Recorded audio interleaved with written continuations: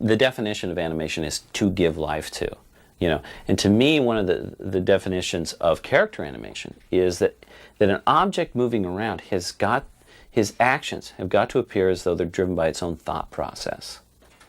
So our system is designed for an animator, traditionally trained animator, to interact with a computer in a way that was easy, convenient, had all the hooks and bells and whistles that they were used to with hand-drawn animation or puppet animation.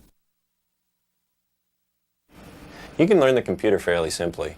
And you know, there's a lot of funniness and buttons all over the place, but it's actually fairly simple. You know, this is pretty much the same as a bouncing ball. So now I've got my keyframes here, one on the ground, one in the air, one on the ground again. And as I flip through the drawings, you can see that's basically the movement it gives you, up and down, which is pretty boring. So I can tweak the in-betweens using this, which is a spline editor. And these are my keyframes here on the ground, in the air, and on the ground. And I can pull this so that as it hops up in the air, it will hug that top keyframe and then come back down again. So now as I flip through it, you can kind of see that it's favoring the top extreme. And then if I wanted it to now travel across the room as it hops, I can place extremes here. You create a movement across the room. So you just keep layering stuff. So by the end, I'll just have numbers all across the screen. But I'm not really looking at the numbers. I'm looking at what they do to this image up top. And with a character like Woody, we always describe it as a marionette. And as the character's built, you attach strings or controls.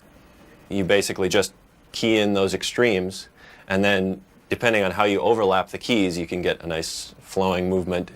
Nothing. I'm sure Andy was just a little excited, that's all. Too much cake and ice cream, I suppose. It's just a mistake. So first we have the dialogue, and I look at the dialogue to see where the sound falls and how I can fit the visuals to the dialogue.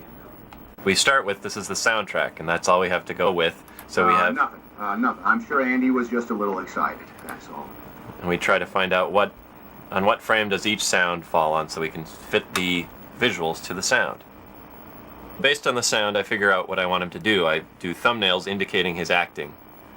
And that way I know exactly what I'm going for in the computer before I start. So I try to really think about what is the dialogue saying. You know, where has he come from and where is he going in this scene? So that's all done in the planning of the thumbnails. So this is Woody, this is his stand-in, which means that it's just made out of basic geometric shapes like cylinders and spheres. And it goes faster, that's why we use it at this point, to figure out the motion. To move Woody, I just move the controls. This is his elbow. I can move his elbow up or down.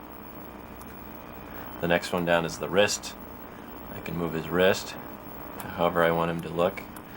And so on down. Here's his first finger. I don't know if you can see that. The nice thing about working with the stand-in model is that it's actually a benefit to you as an actor. I think if you can actually make it work and read and communicate without any facial expressions, without the use of your face, then you've done a really successful job. There's actually another camera that looks directly at his face, so that when I'm done with his body, this camera will stay locked to his nose. So no matter where he turns, up, down, sideways, the camera stays right here, and then I can work just on the facial animation. So now if I want him to smile, I can just grab one of his smile controls and turn that up. Ta-da! Let me have him smile on the other side as well. It's so precise. You have an incredible amount of control in acting. Like, we've done some scenes where Buzz is thinking to himself, and he's just got these little eye darts around that I don't think you could ever draw. It's just so precise that it's stuff that you do, everybody does, as you're just looking around the room, but it's something you can actually recreate with the computer.